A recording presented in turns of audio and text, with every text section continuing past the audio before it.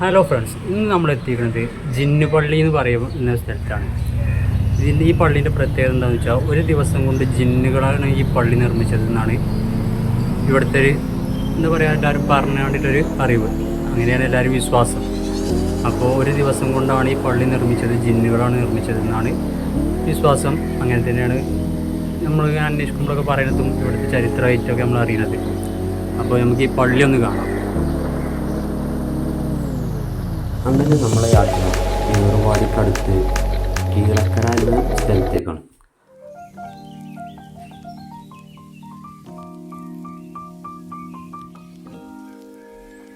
അങ്ങോട്ടുള്ള യാത്രയിലെ കൂടുതൽ സ്ഥലങ്ങളൊന്നും വിഷയങ്ങളൊന്നും നമ്മൾ കൂടുതലായിട്ട് എടുത്തില്ല. ഇവിടെ കൂടുതലായിട്ട് കാണപ്പെടുന്നത് ഇങ്ങനെ തരിശ് ഭൂമിയായി കിടക്കുന്നതും കൃഷി കഴിഞ്ഞ് ഒഴിവാക്കിയിട്ട പാടങ്ങളും ഒക്കെയാണ് ഇപ്പോൾ അവിടെ കാണാൻ കഴിയുന്നത്. ഇപ്പോൾ നമ്മൾ ഈ കണ്ടുകൊണ്ടിരിക്കുന്നത് ഉപ്പുപാടാണ്. ആ വെള്ള ഇതിലിങ്ങനെ പൊന്തി നിൽക്കുന്നത് കാണുന്നത് ഉപ്പ് കൂട്ടിയിട്ടതാണ്. ഈ പ്രദേശത്ത് കൂടുതൽ കണ്ടുവരുന്നത് ഉപ്പുപാടങ്ങളും ചെമ്മീൻ കെട്ടുകളും.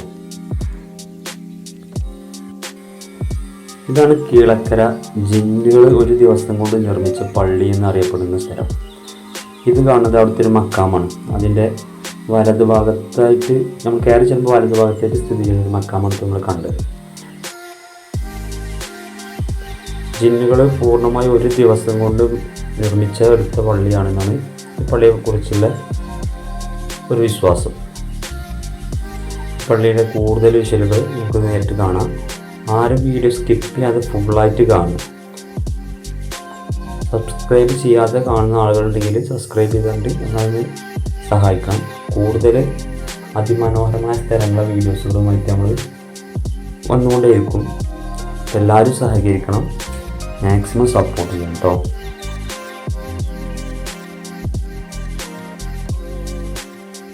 ഇനി ആർക്കെങ്കിലും ഇത് നേരിട്ട് പോയി കാണുന്ന ആഗ്രഹമുള്ള ആൾക്കാരുണ്ടെങ്കിൽ നമ്മളുമായിട്ട് കോണ്ടാക്ട് ചെയ്താൽ മതി. എല്ലാ മാസവും 2 ട്രിപ്പ് നമ്മൾ ഏറുവാടിയിലേക്ക് സിയാറത്തായിട്ട് പോകുന്നുണ്ട്.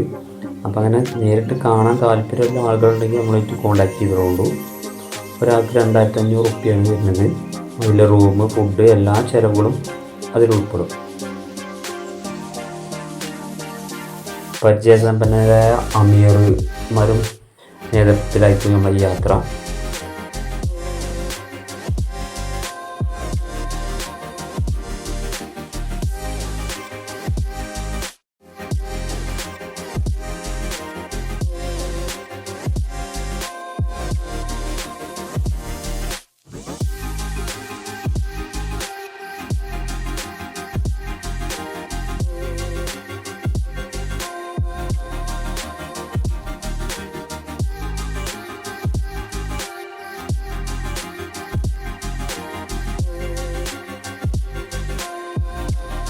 ഈ പള്ളി നിർമ്മിച്ചത് പൂർണ്ണമായി പാറകൾ മാത്രം ഉപയോഗിച്ചാണ്.